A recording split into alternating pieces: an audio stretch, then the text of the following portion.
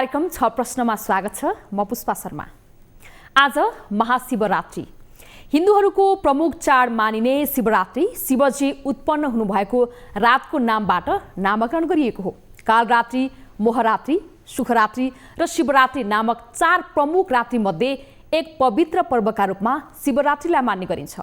फागुन कृष्ण चतुर्दशीका दिन मनाइने यस पर्वलाई सम्पूर्ण दिन दुखी र कष्टपूर्ण अवस्थामा रहेका प्राणीहरूको हृदयमा धर्मको उदय गराउने आशुतोष भगवान शिवको अति प्यारो दिनका रूपमा पनि लिने गरिन्छ। आज बिहानैदेखि देशभरका शिवालयहरूमा भक्तजनहरूको घुइँचो लागेको छ। आज हामी शिवरात्रिको महिमा, धार्मिक र पौराणिक महत्त्व लगायतका विषयमा केन्द्रित रहेर कुराकानी गर्दैछौँ। कुराकानीका लागि आज हाम्रो स्टुडियोमा हुनुहुन्छ पुराणविद डाक्टर प्रियम्बदा काफ्ले। स्वागत छ यहाँलाई। धन्यवाद। कुराको सुरुवात चाहिँ हामी शिवरात्रिमा गुनगुनाइने श्लोकबाट सुरुवात गरौँ। अति प्रसिद्ध श्लोक चाहिँ अब कर्पूर गौरम हो होइन। अनि अब मलाई मनपर्ने चाहिँ अब यो शिवजीलाई सम्झिने बित्तिकै मलाई मनपर्ने एउटा श्लोक चाहिँ म सुनाउन चाहन्छु। चिता भस्माले पो घरला मसनम देख पट धर्यो जटाधारी कण्ठे भुजगपति हारी पशुपति कपाली भूतेशो भजति जगदीशैकपदवीं भवानी त्वत्पाणि ग्रहण परिपाटी फलमिदम्। अब यसको अर्थ पनि म भनिदिन्छु, कतिले नबुझ्न सक्नुहुन्छ होइन। चिता भस्मा लेपो, चिताको खरानी घसेको छ, लेप त्यो लगाएको छ होइन। चिता भस्मा लेपो गरलमशनम बिखा छ होइन। गरलमशनम देखपट धरो, नाङ्गै छ। देख भनेको दिशा नै लुगा छ उसको। जटाधारी, जगल्टा फालेछ होइन। जटाधारी भूतेशो, अब खप्परहरू लिएको छ होइन। कपाली भूतेशो, त्यस्ता भुजगपतिहारी सर्पको माला लगाछ। त्यस्तालाई पनि त्यस्ता डरलाग्दा भयङ्कर रूप हेर्दै फेरि वर्णन गर्दै शिवजीको अवतारको होइन एउटा भयङ्कर स्वरूप जस्तो देखिन्छ नि होइन। अरू देवताहरू चटक्क पर्या मुकुटला हुन्छन् भने भगवान् शिवजी त त्यस्ता हुँदैनन्। त्यस्ता शिवजीलाई पनि पशुपति भनेर चाहिँ सबैजनाले जगतका स्वामी भनेर पूजा गर्छन्। किन त भन्दा हे भवानी, हे पार्वतीजी, तत् पाणी ग्रहण परिपाटी फलमिदम, तिमीसँग विवाह गरेको, तिम्रो पाणी ग्रहण गरेको कारणले भगवान् शिवजीको यत्रो चाहिँ पूजा आराधना हुन्छ, यत्रो महानता हुन्छ भनेर जुन भनिएको छ। एउटा चाहिँ जसलाई पत्नीको रूपमा ग्रहण गरियो, जसको कारणले, जसको शक्तिले, जसको महानताले गर्दा शिवजीको पनि एउटा महान छवि, पूजक पद चाहिँ प्राप्त भयो भन्ने जुन यो श्लोकले अर्थ दिन्छ। यसले महिलाहरूलाई पनि बढी सम्मान दिएको, महिलाहरूको कारणले पुरुषहरूको अभ्युदय हुने, मान सम्मान पाउने कुरा जस्तो समाजमा देखिँदैन नि। त्यस्तो सामान्यतया पतिको नामले पत्नीहरूको इज्जत हुन्छ होइन। पत्नी राम्रो छ भने पतिको इज्जत हुने कम देखिन्छ नि त। तर यहाँ शिवजीलाई चाहिँ पत्नीको कारणले चाहिँ पूजा पाएको भनेर जुन वर्णन गरिएको यो श्लोक छ, मलाई चाहिँ असाध्यै मिठो लाग्ने, मनपर्ने भएर मैले यहाँ दर्शक समक्ष पनि प्रस्तुत गरेँ। फेमिनिस्ट भएर राखिएको रहेछ, त्यही भएर सायद मन पर्यो होला हजुरलाई होइन। अब हामी महत्त्वको विषयमै जाउँ होइन। यो धार्मिक महत्त्व कसरी शिवरात्रि मनाउन सुरु गरियो, यसको पौराणिक महत्त्व के थियो? अब यो पौराणिक महत्त्व भने ज्योतिर्लिङ्गको उत्पत्तिको पनि कथा जोडिन्छ यसमा होइन। ज्योतिर्लिङ्ग उत्पत्ति हुँदाखेरि चाहिँ विष्णुजी र ब्रह्माजी को ठुलो भन्ने झगडा भइराख्दाखेरि उनीहरूको झगडाको बिचमा लिङ्गको रूपमा भगवान् शिव उत्पन्न हुनुभयो भन्ने एउटा ज्योतिर्लिङ्गको उत्पत्तिलाई त्यसरी लिएको छ होइन।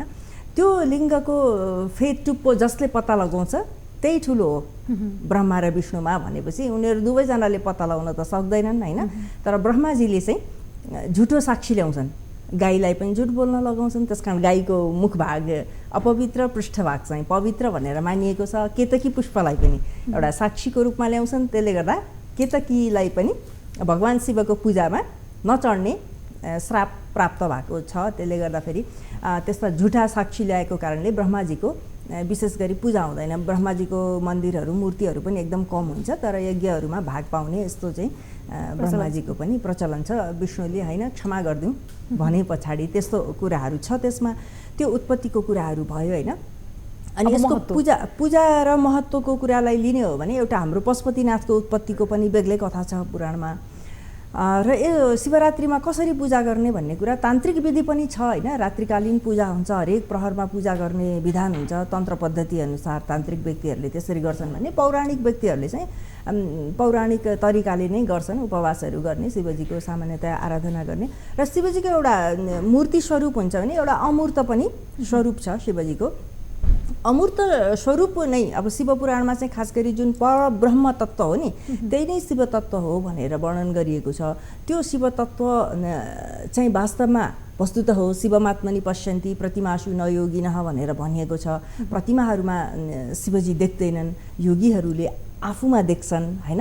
त्यो आफूमा शिवजी देख्ने प्रसङ्गमा मैले एउटा कविता लेखेको छु, म त्यो सुनाउन चाहन्छु होइन। यसको शीर्षक छ परम शिवको अर्चना गरौँ। म मेरै पाखाका सघन वनभित्रै घुमिफिरी दिएकी हाम्री प्रकृति जननीले थरी थरी क्रमैले आस्थाका कुसुम बटुली अञ्जुली भरौँ। म मेरै आस्थाका परम शिवको चिन्तन गरौँ। म चाहन्थे उनकै स्वरूपसँगमा साथ रहन। म चाहन्थे उनकै मधुर ध्वनिको भाव बुझन। म आत्माभित्रैको प्रणव रसभित्रै रमिरहूँ। म मेरै आत्माका परम शिवको चिन्तन गरौँ। कदाचित भेटेमा प्रथम स्वरकेमा भरिदिउँ। पराकाष्ठा पुग्दै अमृत रसको स्वाद मलिउँ। प्रमाकै साथी भई प्रथम मधुको भाव म बुझौँ। म मेरै आत्माका परम शिवको चिन्तन गरौँ। निशाका चारैती प्रहर भर जागा रहिकन, शिवरात्रिमा चारै प्रहर जागा रहने विधान हुन्छ। म आफ्नै श्रद्धाले परम प्रभुको सत्व स्मरण गरी बाँकी बिर्सी चिर सुखद आशा लिइरहूँ। म मेरै आत्माका परम शिवको चिन्तन गरौँ। हिलो मैलो मेरो मनभर भएको पनि सब उनैको पूजाले शरद ऋतु झैँ कञ्चन मन भएको हो क्यारे मन पनि उही अर्पण गरौँ। म मेरै आत्माका परम शिवको अर्चना गरौँ।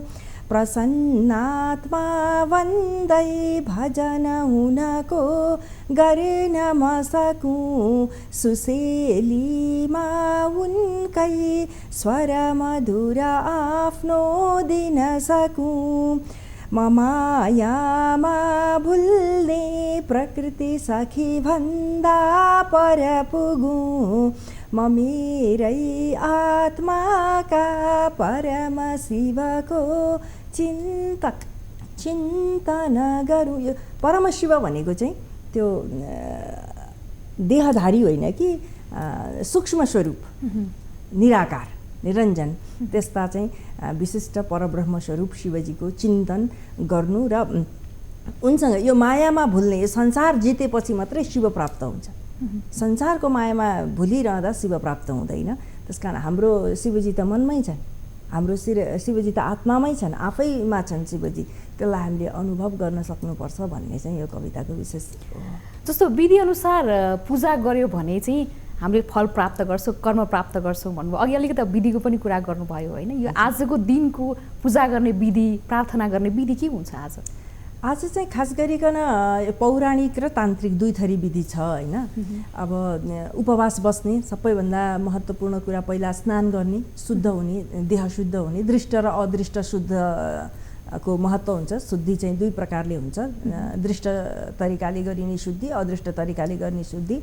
दृष्ट तरिकाले पनि शरीर आदि शुद्ध हुनु पर्यो, स्नानको विधि हुन्छ। स्नान गर्दाखेरि प्राकृतिक र यो वातावरण मैत्री पनि हुन्छ। जस्तो यो हाम्रो चाडपर्वहरू सबैको महत्त्व हामीलाई किन पनि छ भनेदेखि हामी प्रकृतिसँग नजिक हुने होइन। निराकार निरञ्जन तत्त्वसम्म पुग्नको निमित्त हामीलाई यो बाहिर चमक धमक भन्दा पनि भित्री शुद्धता चाहियो होइन, हार्दिक शुद्धता त चाहियो नै। त्यो बाहिरी शुद्धता हुँदाखेरि हामीले जललाई पनि प्रदूषित गर्न भएन। केमिकलयुक्त साबुन स्याम्पूहरू प्रयोग गर्दाखेरि त्यो पानी पनि विषाक्त हुन्छ। वातावरण पर्यावरणको दृष्टिकोणले पनि त्यो मैत्री हुँदैन। अब हरेक चाडबाडमा हामीले स्नान गर्दाखेरि, व्रत गर्दाखेरि, पूजा गर्दाखेरि सबभन्दा पहिला त आफू स्नान हो।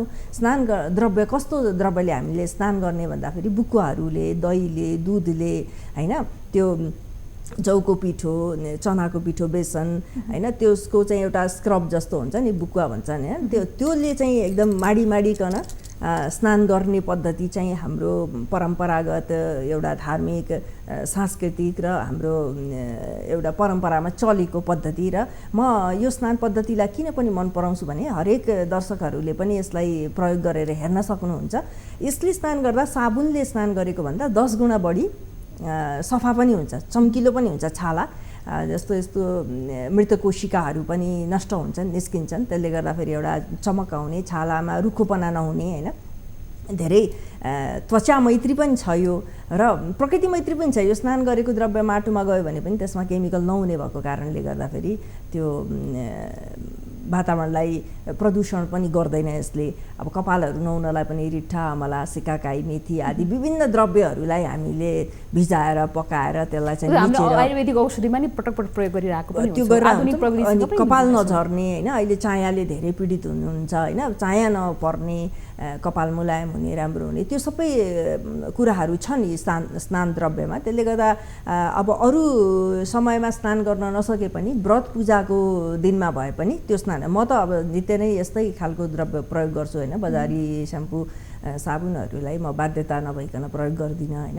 तर चाहिँ जसले सक्नुहुन्न उहाँहरूले पनि विशेष गरी यो व्रत उपवासको दिनमा चाहिँ यसरी स्नान गर्नुभयो भने बढी स्फूर्ति पनि हुन्छ, आनन्द पनि आउँछ र हामी प्रकृतिपट्टि फर्किनुपर्छ। त्यो सन्देश हो। सकेसम्म हामीले हरेक दिन यसरी नै स्नान गर्नु। स्नानबाट सुरु भयो होइन। त्यसपछि हामी अब भोजन कस्तो गर्ने भन्दाखेरि शिवरात्रिमा एकदम निराहार भन्ने हुँदैन होइन।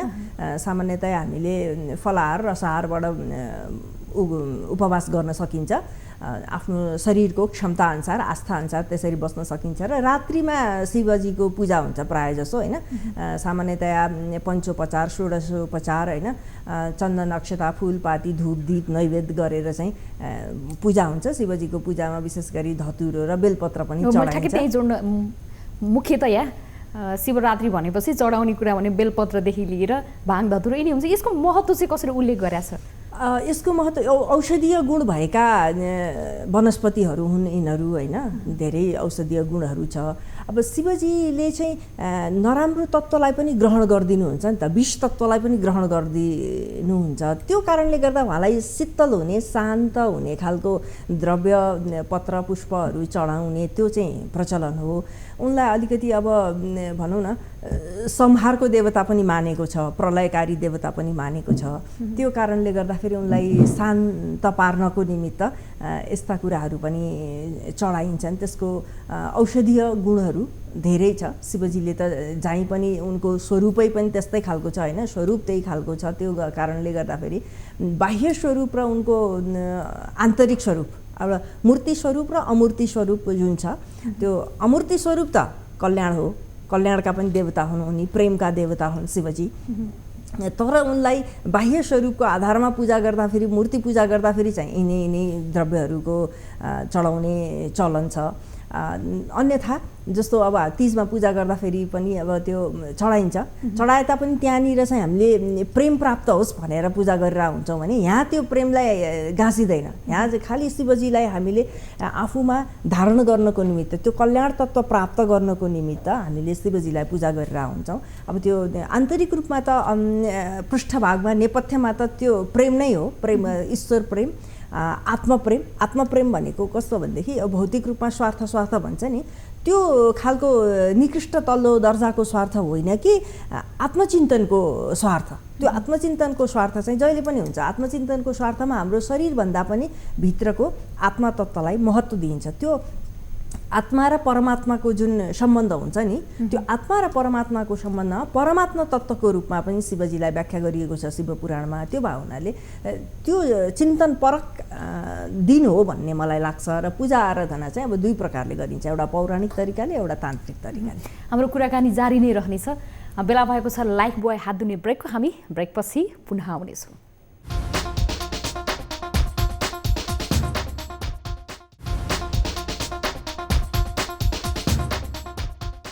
ब्रेकपछि पुनः स्वागत छ।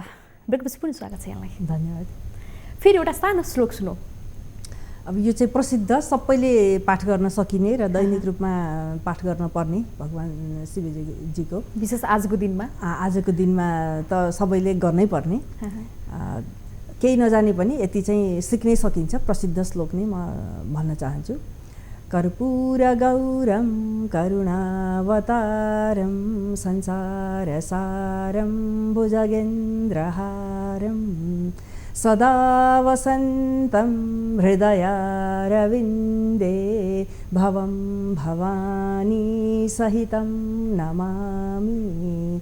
भगवान शिव र पार्वतीलाई नमस्कार गर्ने मन्त्र स्वरूप हो, श्लोक हो यो। आजको दिनमा यही मात्रै श्लोक भए पनि पढेर भगवान शिवजीलाई नमस्कार गर्नुपर्छ भन्ने लाग्छ। आजको दिनलाई शिव पार्वतीको विवाहको दिनको रूपमा पनि मानिन्छ होइन। अब शरीरमा मसानको भस्म, गलामा सर्पको हार, कण्ठमा विष, जटामा जगत, अब यसको साथमा पैलङ्कार ज्वाला निस्किने भाव, सुन्दा पनि अचम्मै लाग्ने, अजीब लाग्ने होइन। उनी प्रतिको चाहिँ पार्वतीको आकर्षणको प्रसङ्ग मलाई अलिकति जोड्न मन लाग्यो, अलिक इन्ट्रेस्टिङ तरिकाले। पार्वतीको आकर्षणको प्रसङ्ग चाहिँ के हो भने, यिनी पार्वती भनेको सतीकै पुनर्जन्म हो भनेर भनिन्छ होइन। र भगवान शिवजीको बाह्य स्वरूप त्यो भए पनि आन्तरिक स्वरूप चाहिँ प्रेममय छ।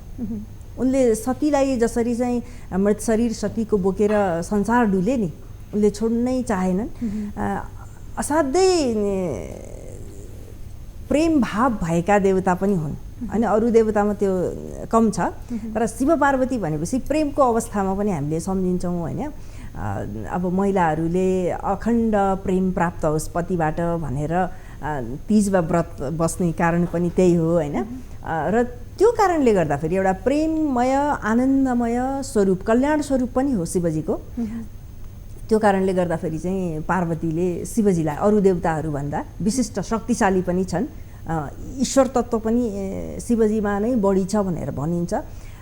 र व्यक्तिगत रूपमा मैले जुन यो कविता पनि सुनाएँ, मेरो पनि आस्थाको सबैभन्दा बढी आकर्षण गर्ने देवता नै शिवजी हो। शिवजीको त्यो स्वरूप भए तापनि खै थाहा छैन किन आकर्षण गर्छन्, तर सबैलाई आकर्षण गर्छन्। अब कृष्णजीको पनि त्यत्रो चाहिँ महत्त्व वर्णनहरू छ, तर शिवजी चाहिँ के हो भने मूल ईश्वर स्वरूप हुन्। अब अवतारहरू हो, कृष्णजी अवतार हुन् होइन, राम अवतार हुन् भने शिवजी चाहिँ अवतार होइनन्। शिवजी स्वयं ईश्वर तत्त्व हुन्। त्यो कारणले गर्दाखेरि स्वयं ईश्वर तत्त्व र सर्वशक्तिमान प्रेमयुक्त। अब महिलाहरूले सामान्यतया बढी प्रेमको अपेक्षा गर्ने हुन्छन् होइन, पतिबाट बढी प्रेम पाइयोस् भन्ने इच्छा हुन्छ। त्यो कारणले र सर्वशक्तिमान होइन, देवताका पनि महादेवता, त्यसकारण महादेव, उनको नामै महादेव होइन, सबैभन्दा ठुला देवता। त्यो कारणले गर्दाखेरि पनि शिवजीलाई मन पराइन होला पार्वती। आधुनिक जमानाका महिलाहरूले पुराना पुराणहरूमा चाहिँ महिलाहरूलाई दबाइएका कथाहरू चाहिँ सुन्नुपर्छ, व्रत लिनुपर्छ, त्यो पछिल्लो समय त्यो आलोचना पनि आइरहेको छ होइन। यसलाई चाहिँ कसरी टिप्पणी गर्नुहुन्छ? अब महिलाहरूलाई दबाउने कुरा त मैले अहिलेसम्म त्यस्तो देखेको छैन होइन। कथाहरूमा पनि छैन त्यो। अब त्यो बुझ्नेले गलत तरिकाले बुझ्यो भने, जस्तो कि अब कस्तो भनेदेखि तीजकै व्रत गर्दाखेरि पनि दबाइएको हो भनेर भन्छन् नि त। अब शिवजीको व्रत गर्दाखेरि पनि हुनसक्छ कति महिलाहरूले मात्रै गर्छन् होला, तर हाम्रो परम्परामा चाहिँ के छ भनेदेखि शास्त्रीय परम्परामा पति र पत्नी सँगसँगै व्रत गर्ने आदेश छ। पतिले व्रत गर्ने, पत्नीले सहयोग गर्ने, त्यो व्रत तपस्या पूजा सबैको फल पत्नीलाई पनि प्राप्त हुन्छ, दुवैजनालाई प्राप्त हुन्छ भन्ने जुन मान्यता छ, त्यो मान्यताले त्यस्तो देखिँदैन। जस्तो म एउटा अब महिला र पुरुषलाई कसरी लिएको छ हाम्रो शास्त्रले भन्ने कुराको निमित्त म एउटा हाम्रो परम्परागत श्लोकै म सुनाउँछु। प्रेयो मित्रं बन्धुता वा समग्रा सर्वाः कामास्तेवधिर्जीवितञ्च स्त्रीणां भर्ता धर्मदाराश्च पुंसम् इत्यन्यन्यं वत्सयोर्ज्ञातमस्तु। यसको अर्थ के भने प्रेयो मित्रं, प्रिय मित्र, प्रेयो मित्रं बन्धुता वा समग्रा सम्पूर्ण बन्धुत्व, सम्पूर्ण बन्धुत्व, प्रेयो मित्रं बन्धुता वा समग्रा सर्वाः कामा सम्पूर्ण इच्छाहरू शिवधिर धनका खजाना र जीवितम जीवन पनि स्त्रीणाम भर्ता स्त्रीहरूको निमित्त पति हो र स्त्रीणाम भर्ता धर्मदाराश्च पुंसाम पुरुषहरूको पनि धर्मपत्नी हो। त्यही नै हो। यसको मतलब धार्मिक कुराहरूमा पनि समानता देखाएको छ भने समानै छ। पतिको लागि पत्नी पनि त्यो सबै कुराहरू हो र पत्नीको लागि पति पनि त्यो सबै कुराहरू हो। इत्यन्यन्यम वत्सयोर्ज्ञातमस्तु। तिमी विवाह गरिरहेको जोडीलाई यो कुरा थाहा होला नि, एकअर्कालाई अपमानित नगरिकन, ननाघिकन, चित्त नदुखाइकन गृहस्थीलाई अगाडि बढाउनु, यो कुरा बुझेर भनेर एउटा उपदेश गरेको मालती माधव नाटकको यो चाहिँ संवाद हो होइन। त्यो हाम्रो साहित्यमा पनि के हुन्छ भनेदेखि हाम्रै धार्मिक कुराहरूकै त्यो सरल तरिकाले, मिठो तरिकाले, प्रेमिल तरिकाले बुझाउन कोसिस गरिया हुन्छ। त्यस्तै अब पुराणमा पनि के भनिएको छ भनेदेखि पत्नीहरूलाई सत्कार गर्ने विधान पनि छ होइन। जस्तो पतिहरूलाई पुरुषहरूलाई सम्मान गर्ने कुराहरू मात्रै चर्चामा आइरहेछ भने पुरुषले पत्नीलाई के गर्ने त? मान्छेहरूले मानौँ घरेलु हिंसा गर्ने अधिकार पुरुषलाई छ, यो छ त्यो छ भनेर चर्चा गर्छन्। हामी हाम्रो परम्परालाई नै दोष दिन पनि पछि पर्दैनौँ कति कति अवस्थामा। त्यो होइन, एउटा चाहिँ पत्नीलाई बलात्कार गर्न लाइसेन्स दिएको विवाह भनेको भनेर व्याख्या गरे पनि सुनिन्छ कहिलेकाहीँ होइन। कुट्ने पिट्ने अलिअलि त पुरुषले पिटिहाल्छ नि, सहनुपर्छ भन्ने खालको कुराहरू गर्ने, अब यो अधिकार पुरुषलाई बिल्कुलै छैन। के गर्नु, पत्नीलाई कसरी व्यवस्थापन गर्नु? भोजनाच्छादनै पुष्प भूषणाद्यर निज स्त्रियम आलापै सरशैर्य नित्यम तोषयताम सपेन्न च। भोजन, राम्रो खानाको व्यवस्था गर्नुपर्छ पत्नीको लागि होइन। एउटा कसैलाई हामीले अतिथि आयो भने राम्रो गर्छौँ नि, सकेसम्म आफ्नो गच्छअनुसार, आफ्नो घरको अवस्थाअनुसार राम्रो गर्न प्रयत्न गर्छौँ, त्यस्तै पत्नीलाई पनि राम्रो गर्न प्रयत्न गर्नुपर्छ। भोजन आच्छादन, जो लाउने लुगाहरूदेखि लिएर शयन कक्षका सामग्रीहरू, घरमा जे उपकरण चाहिन्छ त्यो सकेसम्म राम्रो गर्न प्रयत्न गर्नुपर्छ। भोजन आच्छादन पुष्प भूषणाद्यर, फुलहरू दिनुपर्छ, पुष्पले सजाउनुपर्छ, फुलहरूले सिँगार्नुपर्छ। भोजनाच्छादने भूषणाद्यर निज स्त्रीम, गहनाहरूले सिँगार्नुपर्छ, सम्मान गर्नुपर्छ। आलापै सरसै, नित्य सरस वार्तालाप गर्नुपर्छ। आलापै सरसै नित्यम तोषयताम, यसरी सन्तुष्ट गर्नुपर्छ। नसपेत, कहिले पनि सराप्न हुँदैन, ठुल्ठुलो स्वरले बोल्न हुँदैन, घरेलु हिंसाको त प्रश्नै छैन होइन। त्यसरी पुरुषले पत्नीलाई सम्मान गर्नुपर्छ भनेर हाम्रो शास्त्रले भनेको छ। त्यसकारण हिंसाका कुराहरू त छँदै छैन, अपमान गर्ने कुरा शास्त्रमा चाहिँ समानताका कुराहरू आउँदै गर्दा हामीले अपनाउने व्यवहारमा चाहिँ फरक त आयो भन्ने यहाँको टिप्पणी रह्यो। तर अब समानताकै कुरा गर्दा मैले अलिकति धर्मको समानताको कुरा जोड्छु। जस्तो शिवरात्रिलाई चाहिँ सार्वभौम धर्म पनि भन्ने गरिन्छ होइन। जस्तो हिन्दू सम्प्रदायलाई मात्रै यसले सम्बोधन गर्दैन, अरू धर्म मनाउने प्राचीन सभ्यतासँग पनि जोडिएको छ भनिएको छ। अब यो समानता त के छ? जस्तो शिवलाई चाहिँ कुनै न कुनै धर्ममा चाहिँ प्रतिस्थापन गरिएको छ भनिन्छ नि। यस्तो अब जे नामले बोलाए पनि शिवजी नै हुन् भनेर भनिन्छ नि। अब कतिले भनेको पनि सुनिन्छ होइन। अब धर्मान अरू अन्तर्धर्महरूको कुराहरूलाई कसरी जोड्ने भन्ने कुराहरू चाहिँ त्यो विशेष विविध धर्मका व्यक्तिहरू बसेर कुराहरू गर्ने कुरा हुन्छ, ती अध्ययन गर्ने कुराहरू हुन्छन् होइन।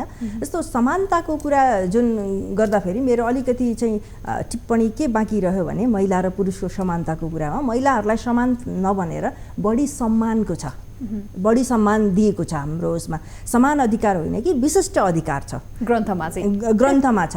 र परम्परामा त्यो कुरा आएन भने अब महिलाहरू पनि पढा लेखा छन् भने उनीहरूले ल्याउनु पर्यो।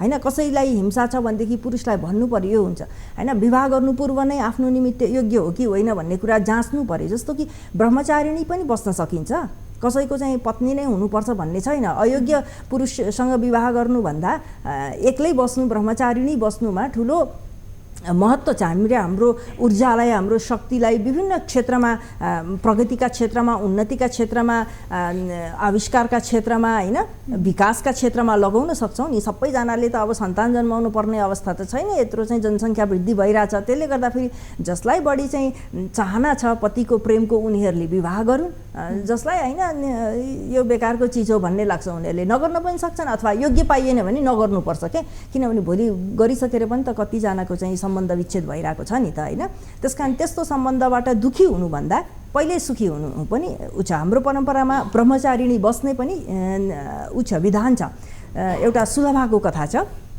प्रधानो नाम राजर्षिर्व्यक्तं ते श्रोत्रमागतः कुले तस्मिन् समुत्पन्नां सुलभां नाम विद्धिमां साहं तस्मिन् कुले जाता भर्तर्यशति मद्विधे विनीता मोक्षधर्मेऽस्मिन् चराम्येका मुनिव्रता नास्मि सत्र प्रतिच्छन्ना न परस्वापहारिणी न धर्म शङ्करकरी स्वधर्मेऽस्मिन् दृढव्रता भनेर उनले आफ्नो परिचय दिएकी छन् म त प्रधान नाम गरेका प्रसिद्ध राजा श्रेष्ठ राजाकी छोरी हुँ मेरो लायक कुनै पति नभेटेकोले आजसम्म म ब्रह्मचारिणी छु र आफ्नो यो मोक्ष धर्ममा म असाध्यै दृढ छु कुनै चाहिँ धर्मशङ्कर गर्ने व्यथिति ल्याउने व्यभिचार गर्ने होइन समाजमा चाहिँ विचलन ल्याउने खालको मैले क्रियाकलाप पनि मैले गरेको छैन किन अन्तिम त हाम्रो त शिव प्राप्त गर्ने हो अन्तिम त हाम्रो मोक्ष प्राप्त गर्ने हो अन्तिम त हामी परमात्मामा मिल्ने हो सुख र दुःखभन्दा माथि जाने हो हाम्रो मानव चोलाको किनभने मान्छे भनेको त सम्पूर्ण प्राणीभन्दा विशिष्ट बुद्धि भएको प्राणी हो अन्तिममा हामी कार्यक्रमको एकदम अन्तिममा छौँ होइन अलिकति क्रिटिकल एउटा क्वेसन जस्तो